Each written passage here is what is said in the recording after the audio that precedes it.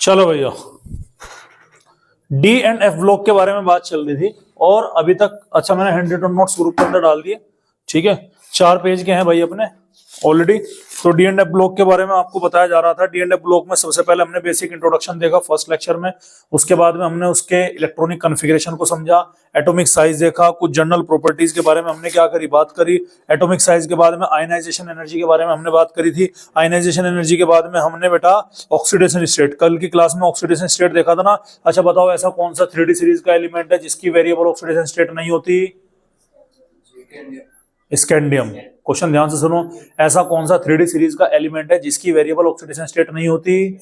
Scandium and zinc. ऐसा कौन सा ट्रांजिशनल एलिमेंट है जिसकी वेरिएबल ऑक्सीडेशन स्टेट नहीं होती? दारू कौन सी पीका है भाई, दारू चेंज कर, अच्छी नहीं है जो दारू दूर पी रहा, ठीक है। उसके बाद में मैग्नेटिक, अरे चलन दे यार। उसके बाद में कहां तक जब नहीं में चेंज हो सकता तो क्या फायदा फिर कर करके रोज का है। चलो उसके बाद में मैग्नेटिक मूवमेंट आता है। मैग्नेटिक मूवमेंट वो नहीं आता, वो एक मूवमेंट का नाम से आता है ना, खंबा, क्या नाम है उसका? Magic movement. पता था मुझे, कहता तो बता ही देगा। तो मैजिक मूवमेंट की बात नहीं कर रहा, वो मैग्नेटिक मूवमेंट है, ठीक है। डाइपोल मूवमेंट जो इसका मैग्नेटिक प्रॉपर्टी होती है बेटा, उसको कैलकुलेट किया जाता है। देखो अगर इलेक्ट्रॉन तुम्हारे पेयर्ड है तो वो मैग्नेटिक फील्ड से क्या करेगा, रिपेल करेगा। प्रॉपर्टी को क्या बोलेंगे, डायमैग्नेटिज्म। कब होगा, जब हमारे इलेक्ट्रॉन पेयर्ड होंगे। आई बात समझ में। और यूजुअली ऐसे कंपाउंड हमारे क्या होते हैं, कलरलेस होते हैं, ठीक है। उसके बाद में आता है हमारा क्या आता है, हमारा आता है भाई क्या बोलते हैं कि अगर इलेक्ट्रॉन अनपेयर्ड है तो वो मैग्नेटिक फील्ड से अट्रैक्ट होगा, और अट्रैक्ट होने पर उस प्रॉपर्टी को हम क्या बोलते हैं, पैरामैग्नेटिज्म। और यूजुअली वो क्या होता है, वो हमारा कलर्ड प्रॉपर्टी शो करता है। आरी बात समझ में। उसके अलावा कलर का रीजन आपको बताया था कि कलर का रीजन क्या है, डीडी ट्रांजिशन। क्या रीजन है कलर का? डीडी ट्रांजिशन का मतलब क्या है कि जो आपका डी ब्लॉक होते हैं ना, उनके इलेक्ट्रॉन आपस में एक कमरे से दूसरे में, दूसरे से तीसरे में, तीसरे से पहले में, इस तरह से क्या करते हैं, रोटेशन शो करते हैं। एनर्जी को मतलब लाइट को लेकर के, एनर्जी को लेकर के इलेक्ट्रॉन एक्साइट हो जाते हैं। तो वो क्या है आपका, उसकी वजह से हमको यहाँ पर कलर देखने मिलता है, ठीक है। उसके अलावा कॉम्प्लेक्स कंपाउंड के फॉर्मेशन का रीजन क्या था, साइज छोटा था, ऑक्सीडेशन स्टेट ज्यादा थी, वैकेंट डी ऑर्बिटल थे। एक और याद रखिएगा कि वेरिएबल ऑक्सीडेशन स्टेट क्यों शो करते हैं डी ब्लॉक के एलिमेंट, उसका रीजन ये है क्योंकि डी ब्लॉक एलिमेंट के अंदर जो n-1 डी ऑर्बिटल होता है, यानी कि जो आपका डी ऑर्बिटल है और जो एस ऑर्बिटल है, ठीक है, उसको उनकी एनर्जी ऑलमोस्ट सिमिलर होती है, ज्यादा डिफरेंट एनर्जी का वहां पर देखने नहीं मिलता। दैट्स व्हाई वहां पर वेरिएबल ऑक्सीडेशन स्टेट बेटा हमको दिखाई पड़ती है। यहां तक हमारी बात क्या हो चुकी थी भाई, हो चुकी थी, ठीक है। उसके बाद में आज हम बात करेंगे किसके बारे में, एफ ब्लॉक एलिमेंट्स के बारे में। किसके बारे में बात करेंगे? क्या एफ ब्लॉक करा दिया मैंने तुम्हें? नहीं कराया अभी? पक्का है? पक्का नहीं कराया? चलिएगा। क्या करा भाई, पोटेशियम क्या, वो लास्ट में कराऊंगा मैं, ठीक है। चल पहले वो नहीं करा तुम्हें। चलिए, तो आज की हमारी प्रॉपर्टी है, कुछ इंपॉर्टेंट कंपाउंड है हमारे। क्या है भैया? Some important compound. क्या है भाई? सम इंपॉर्टेंट कंपाउंड, ठीक है। और वे कौन कौन से कंपाउंड है? 2 कंपाउंड आपको यहाँ पर ध्यान रखने हैं। नंबर 1 आपका कौन सा होता है, पोटेशियम परमैंगनेट, और दूसरा होता है पोटेशियम डाइक्रोमेट। कौन कौन से भैया? एक होता है आपका पोटेशियम परमैंगनेट, एक है आपका पोटेशियम डाइक्रोमेट। तो सबसे पहले हम यहाँ पर बात करेंगे K2Cr2O7 की। किसके बारे में बात करेंगे भैया? K2Cr2O7, जिसको हम क्या बोलते हैं, जिसको बोलते हैं पोटेशियम डाइक्रोमेट के नाम से जाना जाएगा, ठीक है। अगर आप इसके PYQ उठा करके देखो अपने बोर्ड्स के अंदर, समझ में आ रही बात, चाहे वो किसी भी स्टेट का बोर्ड हो, चाहे वो CBSE हो, किसी भी स्टेट से PYQ उठा करके देखो, तो यहां से क्वेश्चन ज्यादा ट्रेंडी है, ज्यादा मैं बोल सकता हूँ कॉन्सेप्चुअल क्वेश्चन नहीं बनता।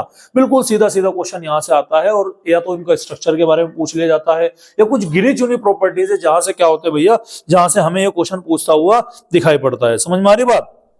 अरे बोलो भाई, कोई दिक्कत वाली बात है क्या? ठीक है। तो ये हमें क्या रखना है, ये हमें ध्यान रखना है। अब इसमें जो मेनली क्वेश्चन बनता है इंपॉर्टेंट कंपाउंड से, वो बेसिकली रिएक्शन से बन सकता है, इनकी प्रिपरेशन कैसे हो, एक आध केमिकल रिएक्शन से यहां से क्या हो सकता है भैया, क्वेश्चन यहाँ पर फ्रेम होता हुआ नजर आ सकता है। लेकिन कोई बहुत बड़े लेवल का, कोई रॉकेट साइंस टाइप का यहाँ पे क्वेश्चन बनेगा, ऐसा बिल्कुल भी नहीं होता। ये चीज आपने क्या रखनी है भाई, ध्यान रखनी है, ठीक है। चलिए, सबसे पहले हम बात करते हैं भाई पोटेशियम डाइक्रोमेट, जिसको हम क्या बोलते हैं, K2Cr2O7। कलर कैसा होता है इसका? इसका कलर होता है ऑरेंज कलर, ठीक है। लड़कियां बुरा मत मान जाना कि सर इसका पिंक कलर निकाल के लाओ, बेटा ये है भाई वो, हाँ पिंक कलर तुम्हारे, बात हम आगे कंसीडर करेंगे, जो KMnO4 पढ़ेंगे ना उसका हम पर्पल पिंक बोल दूंगा उसमें, तो तुम्हें अच्छा लग जाएगा। यहाँ पे आपको बताओ क्या मामला। हाँ ईशांत बता क्या बात है। अब तेरा याद देखा था मैंने, कुछ कहता तो। अच्छा अच्छा, चुप हो जाओ भाई, मारा का बहुत हो, ठीक है। हाँ भाई, तो कलर कैसा, अरे भाई चुप हो जाओ यार। कलर कैसा है इसका? ऑरेंज कलर है। कैसा कलर है भाई? ऑरेंज कलर होता है, कोई दिक्कत वाली बात है? दूसरी चीज यहाँ पर अच्छा K2Cr2O7 जो पोटेशियम डाइक्रोमेट होता है उसमें क्रोमियम अपनी मैक्सिमम ऑक्सीडेशन स्टेट पर होता है जिसकी वैल्यू कितनी होगी? +6। अब एक दिमाग लगाओ, जब क्रोमियम अपनी मैक्सिमम ऑक्सीडेशन स्टेट पर है, ध्यान से सुनना, तो क्या वो अपनी ऑक्सीडेशन स्टेट +6 से आगे लेकर के जा सकता है क्या? आंसर है नहीं। तो हमेशा जब भी वो केमिकल रिएक्शन करेगा तो उसकी ऑक्सीडेशन स्टेट +6 से ज्यादा होगी कि कम होगी? कम होगी। ऑक्सीडेशन स्टेट का कम होना क्या कहलाया जाता है? रिडक्शन कहलाया जाता है। क्या कहलाया जाता है भाई? रिडक्शन कहलाया जाएगा। और रिडक्शन अगर खुद का कर रहा है तो सामने वाले का क्या कराएगा? ऑक्सीडेशन कराएगा। मतलब क्या होगा? Oxidizing agent. क्योंकि ये अपनी मैक्सिमम ऑक्सीडेशन स्टेट में है, इसीलिए ये क्या कंसिडर किया जाता है? ये कंसिडर किया जाता है एक बहुत अच्छा ऑक्सीडाइजिंग एजेंट के तौर पर, गुड ऑक्सीडाइजिंग एजेंट के तौर पर ये कंसिडर किया जाता है। पहली बात। सेकंड प्रॉपर्टी जो आपको याद रखनी है कि पोटेशियम डाइक्रोमेट यूजुअली नॉर्मली कहां काम करता है? यूजुअली ये काम करता है इन एसिडिक मीडियम के अंदर। किसमें काम करेगा भाई? Acidic medium. एसिडिक मीडियम बोले तो जिसमें आपका पीएच क्या होता है? पीएच जो है आपका 7 से कम होगा। यूजुअली उस मीडियम में क्या करता है? पोटेशियम डाइक्रोमेट काम करता है। ऐसा नहीं है कि ये आप बोलोगे सर पीएच 7, देखो यहाँ पर कन्वर्जन चल रहा होता है। कन्वर्जन क्या होता है कि एसिडिक मीडियम में ये क्रोमियम +6 से कितने में कन्वर्ट हो जाता है? क्रोमियम +3 पे कन्वर्ट होगा। समझ में आ रही बात? और अगर वो क्रोमियम +3 का पीएच आप 7 से ज्यादा बढ़ा दोगे तो वो वापस किसके अंदर कन्वर्ट हो जाएगा? वो आपका वापस +6 के अंदर कन्वर्ट हो जाता है। यहां तक कहानी समझ में आएगा? तो बेसिक प्रॉपर्टी हमने क्या देख ली? ऑरेंज कलर का होता है। नॉर्मली कहां यूज करते हैं भाई इसको? हम एसिडिक मीडियम में अच्छा खासा ऑक्सीडाइजिंग एजेंट यहां पर ये होता है। ठीक है, अब हम बात करते हैं इसके स्ट्रक्चर की। किसकी बात करते हैं भाई? स्ट्रक्चर। अच्छा, कितने क्रोमियम है? 2। तो 2 क्रोमियम में एक क्रोमियम यहां चिपकाओ, एक यहां चिपकाओ। कितने ऑक्सीजन है? 7 है। तो 7 में डबल बॉन्ड, डबल बॉन्ड, एक ये रहा, एक ये रहा। कितनी हो गई? 4। एक सिंगल बॉन्ड ये रही 5, एक -6 और एक -7। डब्बा बंद, डब्बा बंद। K पॉजिटिव एक इसके बाहर लिखो और एक K पॉजिटिव क्या लिखो? इसके बाहर लिखो। ये किसका स्ट्रक्चर है भाई? ये स्ट्रक्चर है हमारे K2Cr2O7 का, पोटेशियम डाइक्रोमेट का स्ट्रक्चर है। बोलो भाई, यहां तक कहानी समझ में आई क्या? क्लियर है? अब आप यहाँ पर क्रोमियम को देख सकते हैं कि क्रोमियम ने बॉन्ड कितने बनाए हैं? 6 बॉन्ड बनाए। दैट्स वाई यहाँ पर कितना चार्ज आया इस पे? मैक्सिमम +6 का। भाई 6 तो वैसे ही बनाएगा ना। क्या है इलेक्ट्रॉनिक कॉन्फ़िगरेशन क्रोमियम की? 3d5 4s1 की। अरे है ना, 3d5 4s1 की तो थी, एक्सेप्शनल कॉन्फ़िगरेशन थी। होनी चाहिए थी 3d4 4s2 की, लेकिन स्टेबिलिटी के चक्कर में क्या हुआ? 3d5 4s1 हुआ। 3d5 4s1 है तो यानी कि मैक्सिमम इलेक्ट्रॉन ही कितने भाई? 6 इलेक्ट्रॉन एस और डी के मिला करके। तो रिएक्शन में इन्वॉल्व भी तो वही होंगे ना, ऑक्सीडेशन स्टेट तो उन्हीं के चक्कर में थी ना। तो यहाँ पर क्या है, ये अपना इतना आपको क्या रखनी है, चीजें ध्यान रखनी है। कोई दिक्कत वाली बात है? अगला सवाल, जो अगली चीज यहाँ पर आपको ध्यान रखनी है वो बहुत इंपॉर्टेंट है, और वो है बेटा प्रिपरेशन। क्या है भैया? प्रिपरेशन। प्रिपरेशन जो यहाँ पर हम किसकी करते हैं भैया? आपके पोटेशियम डाइक्रोमेट के करते हैं ना बेसिकली प्रिपरेशन। तो वो किससे करते हैं? बेसिकली क्रोमाइट के ओर से करते हैं। किससे करते हैं भाई? क्रोमाइट के ओर से करते हैं। क्रोमाइट का ओर क्या होता है? क्रोमाइट का ओर होता है FeCr2O4। आ रही बात समझ? क्रोमाइट का ओर क्या होता है भाई? FeCr2O4। ये आपके क्रोमाइट का ओर है। कोई दिक्कत वाली बात है? इस क्रोमाइट के ओर को जब भी आप बेसिक मीडियम में, स्ट्रॉन्ग बेसिक मीडियम जैसे कि NaOH हुआ, ध्यान से सुनना मेरी बात, इसको आप स्ट्रॉन्ग एसिडिक मीडियम जैसे कि क्या हुआ? NaOH हुआ, या फिर आपका थोड़ा सा जैसे कि आपका बोल सकते हैं थोड़ा सा बेसिक ही है वो भी, लेकिन आपका जैसे सोल्ट हुआ Na2CO3 हुआ। इस तरह के कंपाउंड से, यानी कि या तो स्ट्रॉन्ग बेसिक मीडियम NaOH रखोगे, या थोड़ा सा आपका क्या रखोगे, मतलब बोल सकते हैं कि स्लाइटली, आप बोल सकते हैं स्लाइटली, मतलब बेसिक स्ट्रॉन्ग इतना नहीं होगा, वो एक सॉल्ट होगा। और सॉल्ट कैसा होगा? जिसका स्ट्रॉन्ग कंपोनेंट बेसिक होगा और वीक कंपोनेंट एसिडिक होगा। ये बहुत डीप होगा, इसकी कोई जरूरत नहीं है। आपने बस इतना फंडा ध्यान रखना है कि जब भी आप किसी भी क्रोमाइट ओर को, जब भी आप स्ट्रॉन्ग बेसिक मीडियम में या फिर Na2CO3 इस सॉल्ट की प्रेजेंस में क्या कराते हैं भाई? ट्रीट कराते हैं, तो वहां पर किसकी फॉर्मेशन होती है? वहां पर सोडियम क्रोमेट की फॉर्मेशन होती है। और साथ ही साथ जो अगर आप Na2CO3 लोगे तो क्या बाहर निकलेगा? कार्बन डाइऑक्साइड बाहर निकलेगी। और अगर आप NaOH लोगे तो वहां से क्या बाहर निकलेगा? वाटर का मॉलिक्यूल बाहर निकलेगा। ठीक है, रिएक्शन आपकी कॉपी के अंदर ऑलरेडी मौजूद है, तो उस रिएक्शन को क्या करना है भैया? आपको यहाँ पर ध्यान देना है। ठीक है, और ध्यान दीजिएगा, यहाँ पर क्या बनेगा? यहाँ पर क्रोमाइट ओर से बनेगा आपका सोडियम क्रोमेट। कोई भी क्रोमेट, ध्यान सुनिएगा क्या बोला मैंने, कोई भी क्रोमेट, क्रोमेट का कलर आपका यूजुअली येलो कलर का होगा। कोई भी क्रोमेट को अगर आप किसी भी एसिड से ट्रीट कर दोगे तो वो क्या बन जाएगा, डाइक्रोमेट बन जाएगा। ये लाइन बहुत काम की है, याद रखिएगा। क्या बोला मैंने, किसी भी क्रोमेट को, किसी भी क्रोमेट, चाहे वो सोडियम, कोई सा भी क्रोमेट, डाइक्रोमेट नहीं बोला मैंने, क्रोमेट बोला। अभी रिएक्शन आपको दिखाऊंगा। किसी भी क्रोमेट को आप डायरेक्ट एसिड से क्या करा दो, ट्रीट कर दो। जो क्रोमेट होगा यूजुअली येलो कलर का होता है, जब आप उसे एसिड से ट्रीट कराओगे तो तुरंत उसका क्या बनेगा भैया, तुरंत उसका डाइक्रोमेट बनेगा। और डाइक्रोमेट का कलर कैसा होता है बबुआ, डाइक्रोमेट का कलर बेसिकली हमारा ऑरेंज कलर निकल करके आएगा, ठीक है। लेकिन शुरुआत में यहाँ पर पोटेशियम नहीं बनता, यहाँ पर शुरुआत में बनता है सोडियम डाइक्रोमेट बनता है। उसको फर्दर हम बाद में क्या करते हैं, उसको फर्दर हम पोटेशियम डाइक्रोमेट के अंदर कन्वर्ट करते हैं। तो बेसिक आइडिया समझिएगा। पहले लिखने से पहले समझना क्या बोलना है हमें, कि सर हमारा जो क्रोमाइट और होता है, जिसका फॉर्मूला होता है FeCr2O4, कोई दिक्कत वाली बात है। इस क्रोमाइट और को जब भी हम बेसिक मीडियम या फिर किसी सॉल्ट जैसे कि Na2CO3 से ट्रीट कराते हैं, NaOH से या फिर Na2CO3 से ट्रीट कराएंगे, एयर की प्रेजेंस करेंगे, एयर का फ्लो वहां पर रखेंगे, तो बेटा वहां पर फॉर्मेशन होती है किसकी, सोडियम क्रोमेट की फॉर्मेशन होती हुई नजर आएगी। अरे आएगी कि नहीं आएगी। और साथ ही साथ अगर आप Na2CO3 लोगे तो कार्बन डाइऑक्साइड गैस बाहर निकलेगी। अगर आपने NaOH लिया तो वहां से वाटर का मॉलिक्यूल क्या होगा, बाहर निकलेगा। वो जो आपने सोडियम क्रोमेट बनाया है वो डाइक्रोमेट नहीं है, वो है क्रोमेट। उस क्रोमेट को आपको डाइक्रोमेट के अंदर कन्वर्ट करना है। उसका कलर बेटा होता है येलो। कैसे कलर का होता है भाई, येलो कलर का होता है। जब भी आप किसी भी क्रोमेट के और को, किसी भी क्रोमेट को आप डायरेक्ट कैसे करोगे, किसी एसिड से ट्रीट कराओगे, हमेशा क्या बनेगा, डाइक्रोमेट बनेगा। और वो डाइक्रोमेट यहां पर चूंकि सोडियम का क्रोमेट है तो डाइक्रोमेट भी किसका बनेगा, सोडियम का ही बनेगा। बाद में आप यहां पर KCl वगैरह का यूज कर लेते हैं और KCl वगैरह का यूज करके आपकी क्या बन जाती है, यहां पर पोटेशियम डाइक्रोमेट बन जाती है। समझ में आ रही बात। क्या रिएक्शन लिखना चालू करूं, चलिएगा। तो सबसे पहले यहां पर हम बात करेंगे भैया प्रिपरेशन की। तो प्रिपरेशन किससे है भैया, प्रिपरेशन है फ्रॉम क्रोमाइट और। किससे है भाई हमारी, फ्रॉम क्रोमाइट और। क्रोमाइट और क्या होता है भैया आपका, FeCr2O7। नहीं बे, कौन बोल रहा है O7? नहीं भाई, नोट्स नहीं आएगा तुम्हारे पास में, कम से कम नोट्स में से देख के बोल लो यार, ऐसा क्यों कर रहे हैं। ठीक है चलिएगा, देखो ये क्या है, FeCr2O4। ये क्या है आपका, ये क्रोमाइट और है, ठीक है। इसकी रिएक्शन में किससे कराऊं भाई, इसकी रिएक्शन मैंने कराया NaOH से, या फिर NaOH की जगह क्या ले सकता हूं, Na2CO3। क्या फ्लो कराया, एयर पास करी। एयर बोले तो ऑक्सीजन बेसिकली आपको वहां पर क्या होगा देखने मिलेगा। जैसे ही मैं आपको कराऊंगा तो ये जो आपका है, ये क्या है, जो क्रोमाइट और है, ये कन्वर्ट हो जाता है किसके अंदर, ये सोडियम क्रोमेट के अंदर कन्वर्ट हो जाता है। समझ में आ रही बात। और सोडियम क्रोमेट का फॉर्मूला है Na2Cr O4। आ रही बात समझ में। साथ ही साथ आयरन का यहाँ पर फेरिक ऑक्साइड बनता है, जो कि हमारा क्या है, Fe2O3। उसके अलावा अगर तुमने लिया NaOH तो क्या बनेगा, यहाँ पर पानी बनेगा। अगर तुमने लिया Na2CO3 तो यहां पर क्या बनेगा, कार्बन डाइऑक्साइड गैसियस फॉर्म में निकल करके वो बिल्डिंग से बाहर। कोई दिक्कत वाली बात है। ये कैसा है आपका भाई, ये होता है आपका येलो कलर का। कैसा कलर है भैया इसका, येलो कलर है। इसको हम बोलते हैं सोडियम डाई नहीं है, क्रोमेट है। कैसे पता लगा, क्रोमियम यहां पर क्या है, केवल एक ही है। कोई दिक्कत वाली बात है। अब जब भी आप किसी भी क्रोमेट को Na2CrO4 को जब भी आप किसी एसिड से रिएक्ट करोगे, लेट से हमने किससे रिएक्ट कराया, H2SO4 से कराया तो यहां से क्या बाहर निकलेगा, ये सोडियम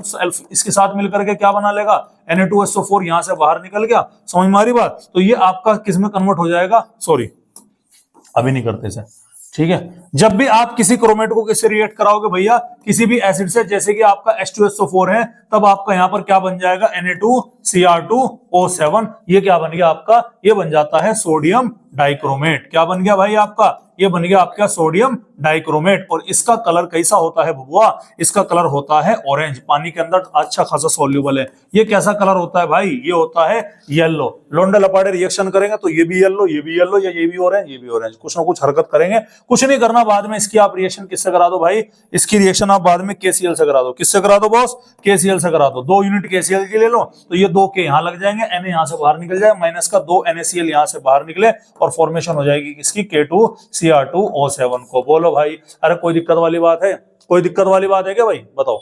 अरे कोई टेंशन है भाई, कोई दिक्कत वाली बात है। तो ये क्या था हमारा, ये थी हमारी प्रिपरेशन। किसकी प्रिपरेशन थी, ये थी हमारी प्रिपरेशन सोडियम आपके पोटेशियम डाइक्रोमेट की। कोई दिक्कत वाली बात। और ये रिएक्शन आपके नोट्स के अंदर ऑलरेडी लिखी हुई है, मेंशन मैंने यहाँ पर किया हुआ। जो वहां पर रिक्वायरमेंट चीजें लिखने की थी वो ऑलरेडी मैं आपके नोट्स के अंदर क्या कर चुका हूँ भैया, मेंशन कर चुका हूँ। अरे कोई दिक्कत वाली बात है। चलिए नेक्स्ट हम बात करते हैं बेटा इसकी केमिकल प्रॉपर्टीज के बारे में। किसके बारे में बात करेंगे भैया, केमिकल प्रॉपर्टीज। अच्छा, इस रिएक्शन का लिखने का तरीका एक और है, घबरा मत जाना, बिल्कुल भी घबरा मत जाना। यही रिएक्शन कैसे लिखी हुई हो सकती है, ध्यान सुनिएगा। ये रिएक्शन FeCrO4 की जगह पर Cr2O4-2 लिखा हुआ आ सकता है। तो घबराने की जरूरत नहीं है। -2 मतलब इंडिकेशन, इतनी तुम्हारी कॉमन सेंस होनी चाहिए। समझ रहे नहीं समझ रहे?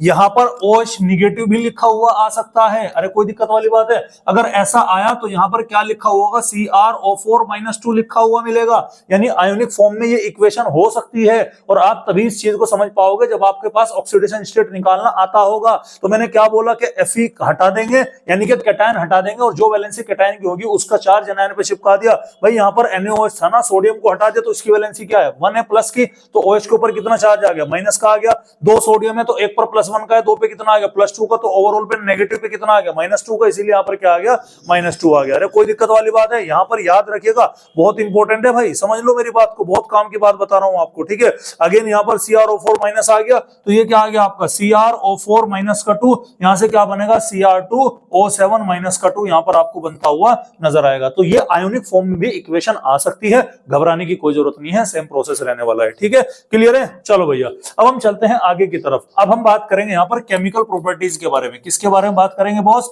अब हम बात करेंगे केमिकल प्रॉपर्टीज के बारे में। किसके बारे में बात करेंगे? Chemical properties. चलिए K2Cr2O7, ध्यान से सुनिएगा, K2Cr2O7, इसको मैं लिख रहा हूं आयोनिक फॉर्म में, क्या बोला, Cr2O7-2 है। ये भैया अगर इसका pH तुमने 7 से कम रखा, बोले तो मीडियम कैसा रखा भाई, एसिडिक मीडियम। क्या बोला था, एसिडिक मीडियम अगर आप रखोगे तो यहां पर ये Cr+6 से हमेशा कितने पर कन्वर्ट हो जाएगा, +3 की ऑक्सीडेशन स्टेट पर कन्वर्ट हो जाता है। और अगर आपने इसका pH 7 से ज्यादा रखा, क्या रखा भैया, इसका pH 7 से ज्यादा रखा, यानी कि कैसा मीडियम रखा, बेसिक मीडियम रखा, तो ये आपका क्रोमियम+3 से वापस किस में कन्वर्ट हो जाएगा, क्रोमियम+6 के अंदर कन्वर्ट हो जाएगा। ये तो है आपकी बेसिक रिएक्शन, ठीक है। अब वैसे आपकी बुक के अंदर बहुत सारी केमिकल रिएक्शन लिखी हुई है, तो मैंने क्या किया, मैंने एक समरी बनाई, आई बात समझ में, समरी बनाकर मैंने केवल एक जनरलाइज रिएक्शन निकाल दी। अब आपको केवल वो एक जनरलाइज रिएक्शन रखनी है और बस एक चीज का रट्टा मारना है कि इस जनरलाइज रिएक्शन में किसका ऑक्सीडेशन है, किसका रिडक्शन है। समझ में आ रही बात? अगर आपने नोट्स देख लिए होंगे तब तो आप समझ चुके होंगे कि कहानी क्या है। मैंने आपको क्या बताया कि पोटेशियम डाइक्रोमेट जो है वो यूजुअली किस मीडियम में काम करता है, एसिडिक मीडियम में काम करता है, और जब वो एसिडिक मीडियम में काम करता है उसको हम बोलते हैं एसिडिफाइड पोटेशियम डाइक्रोमेट। क्या बोलेंगे भाई? एसिडिफाइड पोटेशियम डाइक्रोमेट के नाम से जाना जाएगा। एसिडिफाइड पोटेशियम डाइक्रोमेट जब भी किसी चीज से रिएक्ट करेगा तो उसका क्या कर देगा, ऑक्सीडेशन कर देगा, और खुद का क्या कर देगा भाई, खुद का रिडक्शन कर लेगा। रिडक्शन कैसे करेगा, +6 से कहां पर कन्वर्ट हो जाएगा, +3 पर कन्वर्ट होता हुआ नजर आएगा, ठीक है भाई। और +7 अगर क्रोमियम +6 में है उसका कलर कैसा आएगा हमारा, जो कलर किसका है, Na2CO4 K2Cr2O7 का है, मतलब ऑरेंज कलर निकल कर आएगा। और जब ये +3 का कलर होगा तो इसका कलर कैसा होगा भाई, ग्रीन। याद रखिएगा ये कलर कैसा है, यहाँ पर ये है हमारा ऑरेंज, और ये कलर कैसा है भैया, ये कलर हमारा यहाँ पर ग्रीन है। क्लियर है? ठीक है। तो हमने इतनी सारी रिएक्शन नहीं बनाई, मैंने यहाँ पर केवल एक रिएक्शन बनाई है, और उसी एक रिएक्शन में तुम्हारी जितनी भी K2Cr2O7 की केमिकल रिएक्शन है सारी की सारी वहां पर समराइज हो जाएंगी। बस दिमाग लगाना पड़ेगा थोड़ा सा, और इस चीज को आपको क्या करना पड़ेगा, समझना पड़ेगा, ठीक है। ध्यान सुनिएगा, मैंने क्या बोला, मैंने बोला सर K2Cr2O7 की रिएक्शन मैंने एसिडिक मीडियम बोले तो H2SO4 से करा दी, और यहां पर लिख दिया मैंने A। क्या लिख दिया भाई? A। अब वो A क्या है, वो A वो है जो तुम्हें क्वेश्चन में मिलेगा। समझ में आ रही बात? क्लियर है? अब ये A तुरंत किसमें कन्वर्ट होगा बॉस, ये A कन्वर्ट होगा B के अंदर। तो A और B, A कन्वर्ट होगा किसके अंदर, B के अंदर, और इसका क्या होने वाला है, इसका होने वाला है ऑक्सीडेशन। समझ में आ रही बात? क्यों होगा? क्योंकि ये क्या है, ये तो रिडक्शन होगा ना। ये आपका एसिडिफाइड पोटेशियम डाइक्रोमेट हुआ, अरे हुआ कि नहीं हुआ? यहाँ पर क्रोमियम क्या है, +6 पर है, तो +6 से कितने पर जाएगा भैया आपका, +3 पर जाएगा, ठीक है। सल्फेट है यहाँ पर, तो +3 पे क्या बनेगा, ये बनेगा आपका Cr2SO4 होल थ्राइस। क्रोमियम क्या बनेगा भाई आपका, ये सल्फेट बनेगा। किस कलर का बनेगा जरा बताना, जल्दी बताओ किस कलर का बनेगा, ग्रीन कलर का बनेगा। कैसे कलर का बनेगा, ग्रीन। लड़कियां परेशान कर लगा, ग्रीन भी आ गया, येलो भी आ गया, ऑरेंज भी आ गया, सर पिंक कलर कब को आएगा, पिंक कलर भी आएगा लेकिन वो अगले वाले में आएगा। हाँ भाई कोई दिक्कत वाली बात है? क्या बना यहाँ पर, ग्रीन कलर का क्या बना, पोटेशियम क्रोमियम सल्फेट बना, कोई दिक्कत वाली बात है? साथ ही साथ यहाँ पर पोटेशियम भी तो गिवन है ना, तो यहाँ पर क्या बनेगा भाई आपका K2SO4 भी बनेगा, और साथ ही साथ यहाँ से बाहर निकलती है नेसेंट ऑक्सीजन, क्योंकि ये नेसेंट ऑक्सीजन दे रहा है, इसी वजह से यहाँ पर ये क्या होगा, अच्छा ऑक्सीडाइजिंग एजेंट होगा। तो ये सारी केमिकल रिएक्शन का निचोड़ है। अब ये A और B क्या है, ध्यान सुनिएगा, A और B में क्या होगा, ऑक्सीडेशन होगा। याद रखिएगा, अगर A तुम्हारा Fe+2 है तो इसका ऑक्सीडेशन होकर के किसमें कन्वर्ट हो जाएगा, Fe+3 के अंदर कन्वर्ट हो जाएगा, है ना। अगर A तुम्हारा Sn+2 है तो ये कन्वर्ट किसमें हो जाएगा, Sn+4 के अंदर कन्वर्ट हो जाएगा, हाँ या ना। अरे आ रही क्या समझ में? अगर A आपका SO4 SO3- है, तो ये किसमें कन्वर्ट हो जाएगा, SO4 -2 के अंदर कन्वर्ट हो जाएगा। अगर आपका ASO2 सल्फर डाइऑक्साइड है तो ये भी किसके अंदर कन्वर्ट हो जाएगा, SO4 -2 के अंदर कन्वर्ट हो जाएगा। अगर आपका NO2- है तो ये भी किसके अंदर कन्वर्ट हो जाएगा, NO3- के अंदर कन्वर्ट हो जाएगा। समझ रहे नहीं समझ रहे, तो ये तुम्हारे क्या है, ये आपके A हैं और ये कन्वर्ट होंगे किसके अंदर, B के अंदर। बस आपको ये चीज ध्यान रखनी है, वो तो एलिमेंटल रिएक्शन है ना, इसकी जगह पर एग्जामिनर आपको कुछ भी दे सकता है, ठीक है, वो दे देगा तुम्हें कि यहाँ पर है। जैसे कि मैं आपको फॉर एग्जांपल बता सकता हूँ, हमारे उसमें वो भी है क्या, यहाँ पर आपको क्या दे दिया, KI दे दिया, क्या दे दिया भैया, KI, तो यहाँ पर क्या बन गया, ये I2 की फॉर्मेशन हो गई। अरे अरे नहीं यार समझ बात, KI दे दिया। अब KI की जगह पर कभी कभी आपको क्या दे देगा, वो I- दे देगा। ज्यादातर ये रिएक्शन तुम्हें बहुत मिली हुई है, आ रही बात समझ में, ये रिएक्शन आपको बहुत मिली हुई है, तो ध्यान दीजिएगा। अच्छा इसके अलावा और क्या दे सकता है, HX दे दिया, क्या दे दिया, HX, HCl, HBr, HI कुछ भी दे दिया, उससे हमेशा क्या बनेगा आपका, X2 बनता हुआ नजर आएगा। अरे इजी पड़ गया नहीं पड़ गया। अब बताओ अलग अलग रिएक्शन करने में ज्यादा सही रहता है कि अब ज्यादा सही है। अब केवल एक रिएक्शन देखो, A और B पे फोकस करो कि A में क्या रखा जाएगा, B में क्या रखा जाएगा, कहानी खत्म। ठीक है, एक बहुत इंपॉर्टेंट यहां पर बता रहा हूं कि अगर आपका A क्या है, अगर आपका A है यहां पर प्राइमरी अल्कोहल जैसे कि कैसा है, C2H5OH, इथेनॉल दारू है, तो वो B के अंदर कन्वर्ट हो जाएगा, किसके अंदर कन्वर्ट हो जाएगा, वो हो जाएगा एल्डिहाइड के अंदर। किसके अंदर कन्वर्ट हो जाएगा, एल्डिहाइड। और ये यूज हम कहां करते हैं, इसको हम बोलते हैं ब्रेथलाइजर टेस्ट। क्या बोलते हैं भैया, breathalyser test, drunken driver test. दारू पीने के टाइम पर अगर दारू पी करके आप गाड़ी चलाओगे तो पुलिस एक मशीन देती है, कहती है इसके अंदर फूंक मारो। अरे कहती है नहीं कहती है, क्या भरा होता है, एसिडिफाइड पोटेशियम डाइक्रोमेट भरा हुआ होता है। कुछ नहीं भरा, क्या भरा, एसिडिफाइड पोटेशियम डाइक्रोमेट। अब तुमने उसमें फूंक मारी, फूंक मारने पर ए मतलब क्या गया तुम्हारा, एल्कोहल गया, तो एल्कोहल के रिडक्शन से बी प्रोडक्ट क्या बनेगा मशीन के अंदर, एल्डिहाइड तो बनेगा। चूंकि रिएक्शन हुई है तो कलर क्या आएगा, ग्रीन कलर आएगा। इसीलिए मशीन में फूंक मारने पर अगर हरा रंग आया, बेटा तूने दारू पी रखी, 500 का नोट दे।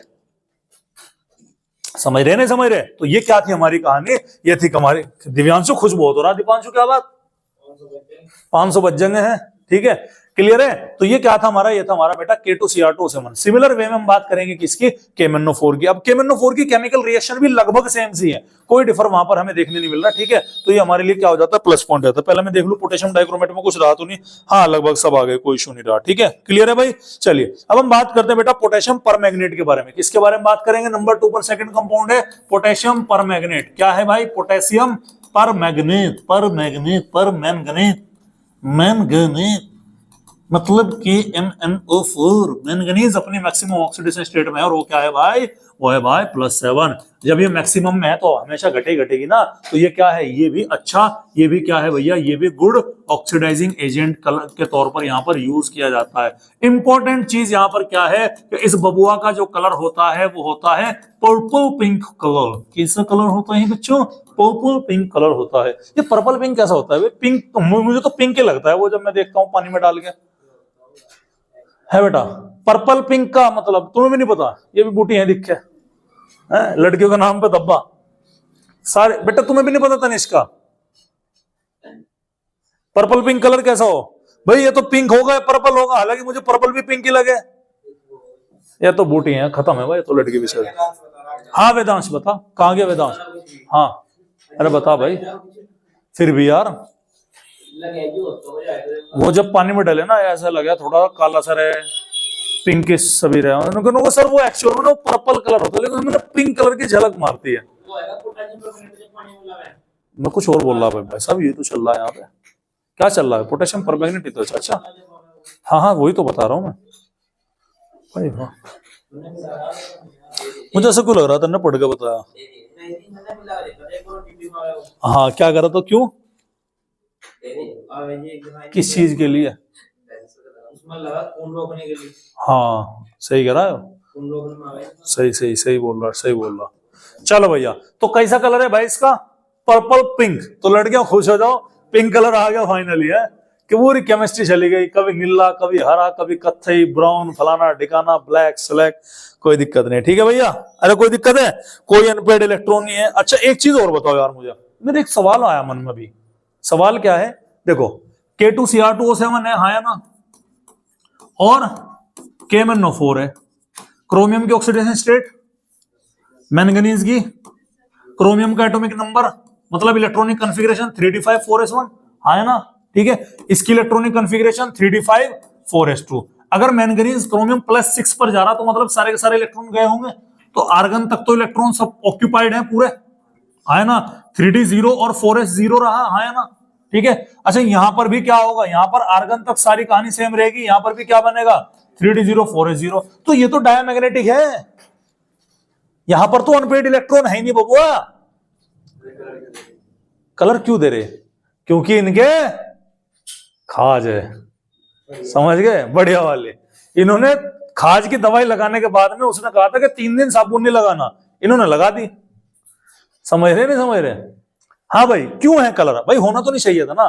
तो ध्यान सुनिएगा, कलर का रीजन मैंने आपको डीडी ट्रांजिशन बताया था, लेकिन एक और होता है, वो होता है चार्ज ट्रांसफर। क्या होता है भैया, चार्ज ट्रांसफर स्पेक्ट्रम बोलते हैं इसको, बिटवीन मेटल एंड लिगेंड। याद रखिएगा, जो आपका मेटल होता है और जो एनायनिक पार्ट है, ठीक है, जैसे कि आपका जो आपका मेटल है और जो एनायनिक पार्ट है उसके बीच में क्या होता है, चार्ज का यहाँ पर ट्रांसफर आपको देखने मिलता है। दैट्स वाई यहाँ पर क्या आता है, कलर आता है। एग्जाम में नहीं पूछने के, ठीक है, मुझे नहीं लगता पूछ लेंगे भी तो उनकी मर्जी है। मैंने आपको क्या बता दिया भाई, मैंने आपको यहाँ पर सारा का सारी चीजें ये बता दी। अरे कोई दिक्कत वाली बात है, तो अच्छा खासा ऑक्सीडाइजिंग एजेंट है, पर्पल पिंक कलर है, दोनों के दोनों क्या है भैया, मतलब डायमैग्नेटिक होते हैं, लेकिन स्टिल इनके पास में कलर्ड है, not because of DD transition. याद रखिएगा, यहाँ पर आता है चार्ज ट्रांसफर स्पेक्ट्रम आता है, और शायद मैंने बार नोट्स में मेंशन है हमारे, हाँ, charge transfer between metal and ligand, ये चीज क्या रखनी है भैया, आपको ध्यान रखनी है। अब हम बात करते हैं इसका स्ट्रक्चर की। क्या बात करेंगे भाई, स्ट्रक्चर क्या है मैंगनीज का, मैंगनीज है,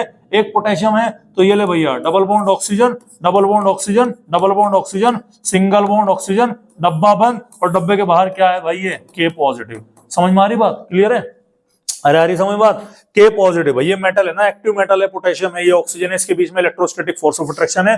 मैंगनीज के और ओ के बीच में कौन सा बॉन्ड होता है आपका, ये आपका कोवेलेंट बॉन्ड है, याद रखिएगा। समझ में आ रही बात। तो यहाँ पर मैंगनीज की ऑक्सीजन स्टेट कितनी आ रही निकलकर, +7, 2 इसकी वजह से, 2 इसकी वजह से, 2 इसकी वजह से, और 1 इसकी वजह से, कितना आया +7 इसकी ऑक्सीजन स्टेट निकल कर आती है। तो ये क्या है भाई हमारा, ये हो गया हमारा KMnO4 का स्ट्रक्चर। कोई दिक्कत वाली बात है। चलिए अब मैं बात करता हूं इसकी प्रिपरेशन के बारे में। भैया प्रिपरेशन के तरीके हैं 2, कितने तरीके हैं 2। एक मेथड है कि अगर आप पायरोल्यूसाइड से इसको ट्रीट करते हैं, ट्रीट नहीं करता सॉरी, पायरोल्यूसाइड से आप क्या करते हैं, अगर आप यहाँ पर बना रहे हैं, क्या कर रहे हैं भैया आप, पायरोल्यूसाइड होता है MnO2 जो कि ब्राउन ब्लैक कलर का होता है। किस कलर का होता है भाई, ब्राउन ब्लैक कलर का होता है, पायरोल्यूसाइड होता है। उस पायरोल्यूसाइड को आप, जैसे कि आपका KOH हुआ, बैठ जाओ भाई, हाँ भाई, जो आपका पायरोल्यूसाइड होता है ना, पायरोल्यूसाइड को आप किसके साथ में ट्रीट कराते हैं, KOH के साथ में ट्रीट कराते हैं। किसको पास करते हैं भैया, ऑक्सीजन को यहाँ पर पास करते हैं। तो सबसे पहले यहाँ पर क्या बनता है आपका K2MnO4 बनता है, और K2MnO4 की रिएक्शन जब आप एसिडिक मीडियम में कराते हैं तो KMnO4 की फॉर्मेशन वहां पर होती है सबसे पहला है। और सबसे ज्यादा क्वेश्चन भी प्रिपरेशन का KMnO4 के इसी से ही आएगा। किससे बनता है, नंबर 1 पायरोल्यूसाइड, नंबर 2 पे पायरोल्यूसाइड का फॉर्मूला क्या है, MnO2। समझ में आ रही बात। नंबर 3 पर होता क्या है कि पायरोल्यूसाइड को KOH से एयर की प्रेजेंस में ट्रीट कराने पर क्या बनता है, K2MnO4 बनता है। K2MnO4 को फर्दर एसिडिक मीडियम में ट्रीट कराने पर क्या बनता है आपका, KMnO4 की फॉर्मेशन होती हुई नजर आएगी। समझ में आ रही बात आपके, अरे क्लियर है। देखो ये मैं आउटलाइन क्यों बता रहा हूं, आपको पता होना चाहिए क्या है। और लैंग्वेज में पिक्टोरियल रिप्रेजेंटेशन इज मस्ट, वो आपको देना पड़ेगा, लेकिन उसके नीचे आपको लैंग्वेज भी बेटा लिखनी पड़ेगी, तब जाकर आपका काम ज्यादा सही बनेगा। बोर्ड के हो ना आप, तो इतनी चीजें आपको क्या रखनी है भैया, यहाँ पर इतनी चीजें आपको यहाँ पर भाई ध्यान रखनी है, ठीक है भाई। चलिएगा, हुआ क्या हुआ, ये नंबर 1 पर है, किससे प्रिपेयर कर रहे भाई आप, पायरोल्यूसाइड से। किससे कर रहे भाई प्रिपेयर, पायरोल्यूसाइड से कर रहे हैं। अब पायरोल्यूसाइड से कैसे करेंगे, ध्यान सुनिएगा। पायरोल्यूसाइड होता है MnO2, इसकी रिएक्शन किससे कराई भाई हमने, KOH से कराई। एयर हमने यहाँ पर पास कर दी, तो क्या बन गया हमारा, ये बन गया K2MnO4। क्या बना भाई, K2MnO4 बना। कोई दिक्कत वाली बात है, कुछ नहीं करना भाई, इसे सीधा सीधा एसिडिफाइड मीडियम में बना दो, तो यहाँ पर क्या बनेगा, KMnO4 बनेगा। और साथ ही साथ जो यहाँ पर ऊपर लिखा हुआ था वही यहाँ पर क्या लिख दो, लास्ट में लिख दो। कोई दिक्कत वाली बात है। ये रिएक्शन कौन सी होगी, रिएक्शन हो गई हमारी डिस्प्रपोर्शनेशन रिएक्शन। कैसे हुई, मैंगनीज +6 पर है, +6 से कहा गया +7 पे गया, और +4 पे गया। एक ही स्पीसीज का क्या हुआ, ऑक्सीडेशन। का हुआ भैया, ऑक्सीडेशन हुआ। और एक का ही का हुआ भाई, रिडक्शन हुआ। तो ऑक्सीडेशन और रिडक्शन एक स्पीसीज का यदि होता है तो उसको हम क्या बोलेंगे भाई, उसको हम बोलेंगे डिस्पो रिएक्शन। बोले तो डिस्प्रपोर्शनेशन। एग्जाम में डिस्पो मत लिख के आना, पूरा डिस्प्रपोर्शनेशन रिएक्शन लिख के आना। और हमें आधा थोड़ी पढ़ाते पढ़ाते नीट में यूज करते हैं ऐसे वर्ड डिस्पो डिस्पो डिस्पो, तो हम तुम्हारे भी चिपका देते हैं, ठीक है भैया, ध्यान रखिएगा। एग्जाम में मत लिख करके आना। एग्जाम में पूरा प्रॉपरली डिस्प्रपोर्शनेशन रिएक्शन आपको क्या करना है भाई, लिख कर लेकर के आना है। बोलो बराबर भाई, कोई दिक्कत वाली बात। सेकंड जो यहाँ पर प्रिपरेशन आती है वो आती है मार्शल्स एसिड से। किससे आती है भैया, मार्शल्स एसिड। मार्शल एसिड होता है आपका H2S2O8। क्या होता है भैया, H2S2O8। कुछ नहीं करना, आपने क्या इस्तेमाल किया, आपने यहाँ पर इस्तेमाल करा MnO को यूज करा आपने, और मैंगनीज ऑक्साइड का यूज करके आपने क्या किया, उसको ट्रीट कराया। किससे कराया, उसको कराया मार्शल एसिड से, यानी कि H2S2O8 से कराया। जैसे ही आप इसको यहाँ पर ट्रीट कराते हैं तो यहाँ पर HMnO4 की फॉर्मेशन हो जाती है, फिर उसको KOH से रिएक्ट करा दो तो KMnO4 की फॉर्मेशन हो जाएगी। ये भी बहुत सिंपल है, लेकिन प्रॉब्लम इसमें कहाँ है वो मैं आपको बताता हूँ। देखिएगा, सबसे पहले हम सेकंड मेथड का लिख देता हूँ। तो मैंने भैया क्या लिया, MnO लिया, ठीक है। इसकी हमने रिएक्शन कराई मार्शल्स एसिड से H2S2O8। वाटर का प्रेजेंस रख लो, एसिड जो बड़ा खूंखार है, तो यहाँ पर क्या फॉर्मेशन बनेगा, यहाँ पर बनेगा हमारा HMnO4 का फॉर्मेशन होता हुआ नजर आएगा। और ये HMnO4 को अगर मैं यहाँ पर KOH से रिएक्ट करा दूं तो क्या बाहर निकला, यहाँ से पानी बाहर निकलेगा और क्या बन जाएगा आपका KMnO4 यहां से बनता हुआ नजर आएगा। तो प्रॉब्लम क्या है, प्रॉब्लम ये है कि अब तक जितनी बार भी रिएक्शन पूछी गई इस तरह से पूछी ही नहीं गई। समझ में आ रही बात, कैसे पूछी गई, ध्यान सुनिएगा। रिएक्शन ऐसे हुई कि जो तुम्हारा Mn+2 है, अगर उसकी रिएक्शन किससे करा रहे हैं, H2O8-2 से। समझ रहे, समझ रहे खेल क्या हुआ भाई। ऑक्सीडेशन स्टेट, ऑक्सीजन के यहाँ पर क्या है, -2 है, मैंगनीज की क्या है, +2 है। तो ये मैंने हटाया और इस ऑक्सीजन के ऊपर क्या लिख दिया, मतलब ऑक्सीजन को मैंने हटाया, इसके ऊपर ये इसकी ऑक्सीजन स्टेट यहाँ पर जो है वही मैंने चार्ज यहाँ पर क्या कर दिया, लिख दिया। बराबर है तो इसी की लिख दो, ठीक है। H2O8-2 इधर मैंने यहाँ पर क्या कर दिया, 2 हाइड्रोजन हटाए तो 2 नेगेटिव कहां चढ़ गया, उसके ऊपर चढ़ गया। जाहिर सी बात है, क्लियर है, समझ में आ रही बात। ये आपका इस फॉर्मेट में आपको लिखा हुआ मिलेगा। अब इसे देख के बच्चे जाते हैं घबराने की कोई जरूरत नहीं है, ये बहुत काम की चीज है, ठीक है। और यहीं पे नहीं रुकती कहानी, कहानी क्या होती है, कहानी बनती है MnO4- से। ये आपका बनता हुआ क्या होगा भाई, नजर आएगा, क्योंकि यहां पर इसी रिएक्शन के दौरान यहां पर आपको H पॉजिटिव और OH नेगेटिव इस तरह से लिखा हुआ मिल सकता है। इसी की कंडेंस फॉर्म ये रिएक्शन है, याद रखिएगा, ठीक है। तो इसको भी देखो और उसको भी देखो, ठीक है। मैंने ये दोनों की दोनों आपको इसलिए बता दी, लेकिन ज्यादातर यहाँ पर क्या आता है भाई, इसके तौर पर आता है। कोई दिक्कत वाली बात है भाई। नेक्स्ट हम बात करते हैं इसकी भैया केमिकल प्रॉपर्टीज के बारे में। ध्यान से सुनिएगा, मैंगनीज KMnO4 जो अपनी +7 की ऑक्सीडेशन स्टेट में, उसकी खूबी ये है कि वो एसिडिक, न्यूट्रल और बेसिक तीनों मीडियम में काम कर सकता है। क्या बोला मैंने कि KMnO4 एसिडिक मीडियम में भी काम करेगा, बेसिक में भी काम करेगा और न्यूट्रल मीडियम में भी काम करता है। क्या काम करेगा, ध्यान सुनिएगा। देखो, मैंगनीज की ऑक्सीजन स्टेट +7 होगी KMnO4 में, हाँ या ना। अगर तुमने मीडियम क्या दिया, एसिडिक दिया, कैसा मीडियम दिया, एसिडिक, तो ये मैंगनीज +7 से किसमें कन्वर्ट हो जाएगा भाई, +2 पे कन्वर्ट हो जाता है। अगर आपने मीडियम यहां पर क्या रखा, न्यूट्रल, क्या रखा भाई, न्यूट्रल या वीक एल्कलाइन, याद रखिएगा, वीक एल्कलाइन। एल्कलाइन को हम क्या बोलते हैं, वीक बेसिक भी रखा, तो यहां पर हम याद करेंगे कि कितना बनेगा हमारा, Mn+4 है। और अगर यहां पर आपका स्ट्रॉन्ग बेसिक मीडियम है, क्या मिल रहा भैया, स्ट्रॉन्ग बेसिक मीडियम है, तो यहां पर क्या होगा भैया, Mn+6 होगा। 2 का पढ़ा आता है, 2 × 2 2 × 4 2 × 6। सर फिर कैसे याद रखेंगे, पीएच स्केल में पहले एसिड आएगा, फिर न्यूट्रल आएगा, फिर लास्ट में क्या आता है, बेस आता है। ऐसे ही आता है ना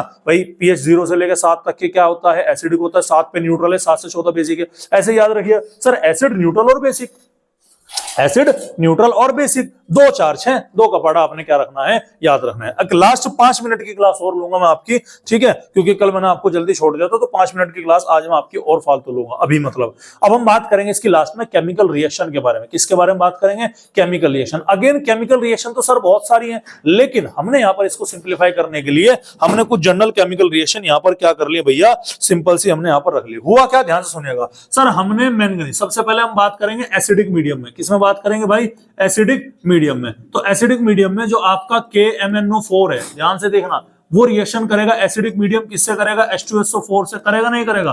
तीसरी कोई ना कोई चीज तो होगा भाई, एसिडिक मीडियम में KMnO4 किसी ना किसी से तो रिएक्ट करेगा ना।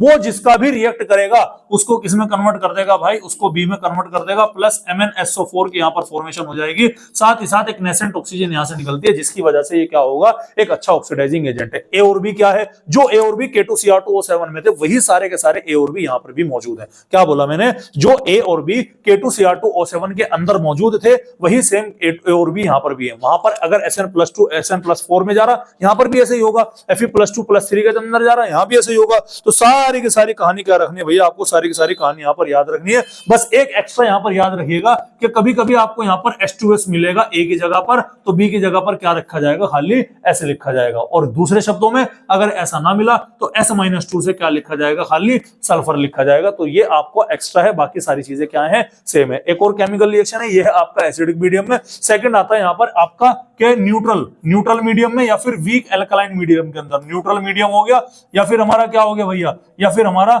वीक एल्कलाइन मीडियम हो गया। तो उस कंडीशन में क्या करेगा, याद करो कि KMnO4 अगर आपका न्यूट्रल मीडियम बोले तो क्या है भैया, वाटर है। अरे हाँ या ना, वाटर करेगा नहीं करेगा, वाटर के साथ में, यानी न्यूट्रल मीडियम में किससे रिएक्ट करेगा, A से रिएक्ट करेगा। तो इतना तो तय हो गया कि ये A किसमें कन्वर्ट होगा, B के अंदर। भाई ऑक्सीडेशन तो होगा ना इसका। अच्छा, एसिडिक मीडियम में KMnO4+7 से कितने पे कन्वर्ट हुआ भाई, +2 पे। तो यहां पर न्यूट्रल या बेसिक में कितने में होगा, +2 से +7 से कितने पे होगा भाई, +4 पर होगा। अरे होगा कि नहीं होगा, तो +4 पर होने पर फॉर्मेशन होती है यहाँ पर MnO2 की। +4 पर होने पर क्या होगी भाई, MnO2 की फॉर्मेशन होगी। और साथ ही साथ यहाँ पर आपके क्या निकलेंगे, एक नेसेंट ऑक्सीजन यहाँ से बाहर निकलती है। अगेन ये क्या होता है, न्यूट्रल मीडियम में भी अच्छा खासा ऑक्सीडाइजिंग एजेंट है। समझ में आ रही बात आपको। अब ये जो है ना, ये केमिकल रिएक्शन में बच्चे घबराते हैं। मैंने बहुत ज्यादा सिंप्लीफाई कर दिया, बहुत ज्यादा कंसाइज कर दिया, और आपको केवल ये ध्यान रखना है कि इस रिएक्शन में हुआ क्या। एसिडिक मीडियम में +7 से +2 पर जाएगा, और न्यूट्रल या वीक एल्कलाइन मीडियम में +7 से कहां जा रहा है, ये आपके +4 पर जाएगा। ये आपको क्या रखनी है, ध्यान रखनी है। बाकी ए और बी तो लगभग क्या है, यहाँ पर सेम से ही आपके निकल करके आएंगे। और इसमें एक एक्स्ट्रा ए और बी और याद रखिएगा कि यहाँ पर Ki है वो किसमें कन्वर्ट होगा, वो KiO3 के अंदर कन्वर्ट होगा। यानी कि मैंने K2Cr2O7 या KMnO4 अगर कौन सा यूज कर रहे हैं आप यहाँ पर, एसिडिक वाला, तो उसमें Ki किसके अंदर कन्वर्ट हो रहा था भाई, I2 के अंदर कन्वर्ट हो रहा था। ये इंपॉर्टेंट है, याद रखिएगा, ठीक है। यानी कि I निगेटिव किसमें जा रहा था, I2 के अंदर जा रहा है, जबकि यहाँ पर I निगेटिव किसके अंदर जाएगा, IO3- के अंदर। ये Ki को I निगेटिव, और ये क्या लिखा हो सकता है, IO3-। ये आपको क्या रखना है, एक्स्ट्रा ध्यान रखना है। 2-4 बार निगाहों के आगे को निकाल लोगे, ये रिएक्शन आपकी क्या हो जाएगी, तैयार हो जाएगी। और इसी के साथ आपका ये वाला पोर्शन क्या होता है भाई, कंप्लीट होता है। लगातार 4 दिन D&F ब्लॉक को चलते हुए हो चुके हैं। समझ में आ रही बात। एक क्लास हमें अभी इसकी और लेनी पड़ेगी, और वो है हमारी F ब्लॉक की। हालांकि वो 10 से 15 मिनट का काम होगा, तो कल मैं F ब्लॉक की एक क्लास पहले लूंगा आपकी, उसके बाद में कल ही कोऑर्डिनेशन केमिस्ट्री वाला चैप्टर आपका क्या कर दूंगा भाई, स्टार्ट कर दूंगा। बोलो भाई, समझ में आ रही कि नहीं आ रही बात यहाँ पर, ठीक है। F ब्लॉक में ज्यादा कोई लंबा छोटा रॉकेट साइंस नहीं है। जनरल इलेक्ट्रॉनिक कॉन्फ़िगरेशन और ऑक्सीडेशन स्टेट, केवल 2 चीजें याद करनी है। समझ में आ रही बात कि जनरल इलेक्ट्रॉनिक कॉन्फ़िगरेशन है ब्लॉक की क्या है, और ऑक्सीडेशन क्या है। बाकी सब चीजें दोनों की सेम है, कोई ऐसा मसला यहाँ पर निकल करके नहीं आ रहा, और न इससे फालतू आपके सिलेबस में यहाँ पर वो चीजें हैं। समझ में आ रही बात। इसी के साथ ये हमारी चीजें यहाँ पर क्या थी भाई, कंप्लीट होती है, और हमारे आज के मुख्य समाचार समाप्त हुए। नमस्कार।